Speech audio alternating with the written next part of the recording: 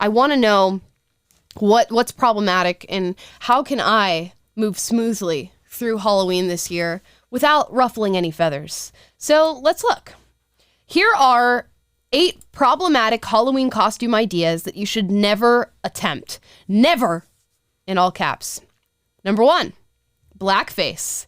They said, unless you're as clueless as Megyn Kelly, then you should already know by now that blackface, the act of a non-black person putting on dark makeup to caricature a black person, is an extremely offensive and racist act that harkens back to 19th century minstrel shows.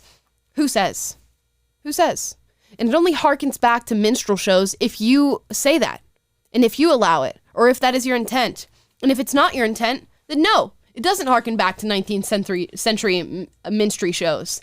It's like that one TikTok trend that was happening where girls were doing their boyfriend haul with their boyfriends, where they say, this is my boyfriend, and I bought him here, and I got the tall edition. He loves to play football. He's very good at doing this or whatever. And white girls would do that with their black boyfriends, and people started saying it was like a slave auction, and how dare you do this TikTok trend with your black boyfriend. It's degrading, it's demeaning. Only if you make it that way. Only if you see it as racist is it racist. It's about intent. It's about what the person is doing. And if that's not their intent, then by all means, that's not what they're doing. And Megyn Kelly is far from clueless, and I'm very much on Megyn Kelly's side when it comes to this debate. Number 2, anything that's fat shaming or body shaming. Making light of and poking fun at somebody's body size is just inconsiderate. It's also really lazy and unfunny. Bodies come in all different shapes and sizes, so why are the bigger ones the ones that mostly get made fun of? Again, who cares? Do whatever it is you want. And that's always been a subject matter of jokes. Now, you can argue that some jokes are offensive and some jokes are demeaning, but that's always been how comedy works. There's demeaning jokes about every single culture, every single race, every single creed, every single body type, everything. You can make a bunch of jokes about skinny people, which people do all the time. And that's okay, because it's within your right as a comedian or somebody who's trying to add comedic value to do it. Does everybody have to find it funny? No. But all you can do is go, oh, I don't find that funny. And guess what? You get to go about your day. Isn't that the coolest thing? Like, have you guys ever watched old school SNL or the British comedy shows from back in the day? They make fun of fat people, skinny people, people of all races, everything. All the time, throughout the whole show. And if we can't joke about things like that, then we can't have fun at all as a society. Do you guys just want to have no fun? Yeah, and by saying that any certain group of people is not, they're not in enough to be made fun of. Yep. You can't make fun of them because they're too fragile and they can't take it. Yep. That's like infantilizing, and it's the opposite of respectful. Yeah, and jokes are jokes. It doesn't mean that they're actually trying to push you into something or demean you in a certain way. Jokes can simply be what they are, and that is a joke. You can make a joke about a fat person or a skinny person and not feel any particular sort of way towards fat people or skinny people, and simply have it be within the realm of the joke you just made.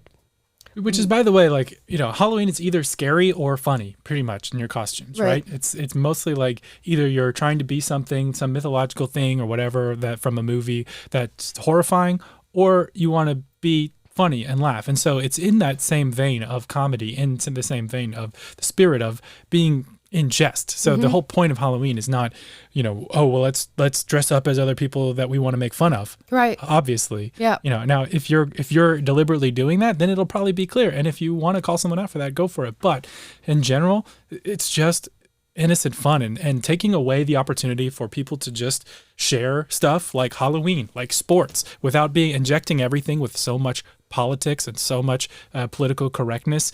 It takes away our ability to like engage with one another as human beings and connect and just share laughs and share lighthearted fun with each other. And we have to just charge everything and make it all so polarizing. Yep. And you're doing the opposite of creating racial harmony, and you're doing the opposite of creating like a situation that is better for all of society. You're making everything so tense, and you're heightening the differences, but our awareness of the differences between people rather than just minimizing them. Say, hey guys, we're all humans here. Let's have some fun on Halloween. Do what you want to do. Yep. Instead, it's all the Karens come out and you have to highlight all of the ways we should be offended and walk on eggshells with each other. We're all walking on eggshells. The next one is anything that's sexist. Says it's amazing how gendered and sexist seemingly innocent Halloween costumes can be. Take this Halloween-themed couple's costume set from Party City, for example. Why is the male doctor not sexualized and objectified like the female nurse is? And since when do nurses wear short dresses, fishnet stockings, and high heels? Oh, I have so much to say about this one. First of all, who do you think is slutifying female costumes? It's not men, it's women. It's women. You could look up any costume and you will find a slutified version made of it. And it's because that's what women buy. Cleopatra? How about slutty Cleopatra? Gingerbread cookie? How about slutty gingerbread cookie? Buzz Lightyear? How about slutty Buzz Lightyear? A nun? How about a slutty nun? I should have added that. It's either scary, funny, or sexy. Because, yes. Yeah, the women go crazy with the sexiness. They really do. They will like use any excuse on Halloween and be like, it's Halloween. That means I get to wear no clothes. It's very true. Which again, like most of the women that I know or have known, in my life, enjoy that part of it. If they're into that thing, you enjoy the freedom to be able to do that on Halloween because it's a holiday. You set aside this time to not take everything so seriously and have fun. And the men sure as heck don't have a problem with it either. Yeah. It's like girls who don't get to dress slutty in their normal lives, and then on Halloween you get this excuse to Free sort pass. of just masquerade and be slutty. Like the slutty pumpkin in How I Met Your Mother. There is so... people are so uptight. And does the person who wrote this want the men to be sexualized as well? Is that right? Or do you just want nothing sexy about Halloween? You're only allowed to dress up as a sexy construction worker. You just have to be the realest form of whatever it is that you dress up as. Yeah. That's what it is. That's what it is. You have to explain the history of the origins of every character that you dress up as and make sure that you call out any latent racism or white supremacy that's baked into their stories. Gosh, it's so annoying. When we were on Dr. Phil, right, for the cultural appropriation episode, this guy was complaining about cultural appropriation. He started talking about Halloween costumes, and he's like, you can culturally appropriate anything. He's like, you can culturally appropriate gender, you can culturally appropriate from other races, through ages. And he said on Halloween, if you dress up as a prisoner, you are culturally appropriating from the incarcerated. Mm. Which was that part of the Orange is the New Black problem as well? Yes. Oh, yes. my goodness. That you are culturally appropriating from a group of people who you don't understand because you have never been in prison or in jail before. How'd you like to go to his Halloween party that he hosts? What do you even do? You just beat up white supremacist effigies and, I don't know. I don't know. I feel like you show up and fill out a questionnaire about how you got to your costume and the history behind it, and then each person does a presentation about it. Everybody scrutinizes and finds the problems in why your costume is problematic. It sounds like a delightful way to celebrate the holiday. Ethnicity and origin. I'm white. Ethnicity and origin of costume. Also white. All right. Come on in, buddy. Have a great time. Also, make sure to eat foods that are only from your culture and have a great time. Oh, yeah. You got to get down to the snacks at these Halloween parties too. Is everything indigenous accredited, and the original culture that discovered the cuisine, is that credited properly? It's actually a little note card that he wrote of the Wikipedia page of every single dish that he got for his party. So we're covered there. Well done. All you have to do is say praise before you eat, and we're moving on from there. One more note on the sexist thing before. I actually am offended by a sexist costume that I've seen recently, and that is that of this viral trans TikTok star, Dylan Mulvaney. He's been dressing up as a woman and telling the president how about women's issues in America and stuff like that. And that's an offensive sexist costume, in my opinion. You know what? Actually, we should pull up the receipts for that because this is a real deal Holyfield thing that happened. And it didn't even happen on Halloween, which is interesting. So states should have. Let's look at this. Let's look at some appropriation. Here we go. Do you think states should have a right to ban gender-affirming health care? I don't think any state or anybody should have the right to do that. As a moral question and as a legal question. I just think it's wrong. Do you think... Great answer, by the way. But this looks a whole lot like a costume of a woman. But Is it hey, not? But hey, everybody's allowed to do it, right? We're allowed to do it in our normal everyday lives. But you better not do it on Halloween. You better not, or you're done for. Or the teacher who had the giant fake boobs that was teaching. That's not a costume. That's Right. offensive. Nope, it's fine. That's who they are. I don't know what you're talking about. All I see is a woman sitting in front of me.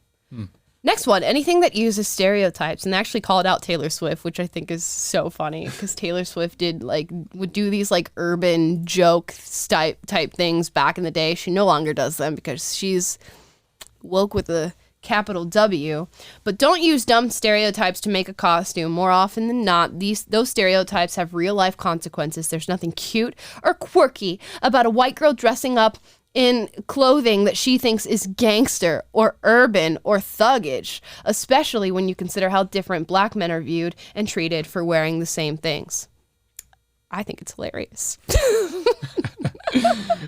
It's the juxtaposition of like, she's so not hip hop at all. Exactly. And that's why it's funny. That's Again, why it's a it's joke. funny. It's honestly a little bit of self-awareness on her part to like be leaning into how silly that is. Exactly. I don't know if you guys, what did Taylor Swift make that it was like she made this like parody of her song Love Story that was like a thug rap parody of her Love Story song. Obviously not the choice that I would make, but I think that's hilarious. And it's more hilarious like to look at her try to do that and be so lame, trying to act like a cool hip hop artist, than it is a joke on behalf of black people or at their own expense. Do people not get that? Because whatever. Next one, cultural appropriation. Of course, you can't wear anything from a different culture, even though people from that culture typically don't care. By and large, people from that culture don't care unless they are just obsessed with victimhood culture, which we have a series of videos where we explore the topic of cultural appropriation, where Will like goes around to college campuses wearing a sombrero, is like, can I wear this? And all the college kids are offended. And then he goes to actual Hispanics and says, are you offended by me wearing this sombrero? And they're like, no, I think that's awesome. Keep wearing it. Also buy more stuff from our culture and do your thing because we think it's cool. Yeah, but the white students at those campuses are very offended and it's very harmful to them. Yes. It just hurts their hearts and they're going to think about that for the rest of their days. Anything that's sexualizing or fetishizing, we already talked about this. Women, don't lie to yourselves. Like, there are even just uber feminists who I know in my life love to dress slutty on Halloween. So choose a different battle, man, because it's so crazy that we're like, don't sexualize women and don't wear it. You're sexualizing yourself. You're the one who puts on the costume. Like, nobody forced you to put on the costume. Men are not the drivers of Halloween costumes. Who do you think is tailoring and creating Halloween costumes? It's not some man sitting there and seamstressing a costume. Obviously, these are happening in like factories now that we have Party City and all this, and Spirit Halloween and all this stuff. But it's not men making that stuff. It's women who are creating the designs and the patterns for these costumes. And it's women going, yeah, I think it would be great to have a slutty Mario costume. And what do you know? Girls buy it. I've seen slutty everything. There's not something that has not been slutified. And it's because women do it. Yeah, they show up in the stores because there's demand for them. And that demand is not driven by patriarchal men who are like, ooh, I want to put these in the stores and force the women to buy them like you did that. It reminds me of the discussion we had of our special victim of the week, Meghan Markle, who was on the podcast complaining that she was objectified when she was a model on Deal or No Deal. Yeah. A job that she voluntarily agreed to be a model on. Yeah, it's like, duh.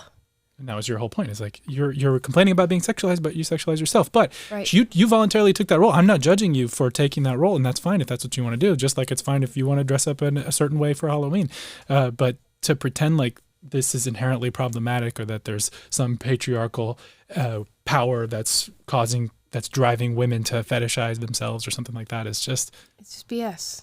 The job description on Deal or No Deal for those models is literally be hot. That's your entire... Can you walk in heels? And can you be hot? Yep. You're hired. It was a very quick interview, but we're so glad to have you on the team. And then Megan's like, oh, I had to rely on my brains my entire life, even though she was in the TV show Suits, which was just her being a hot detective. And then she's on Deal or No Deal, which is just her going...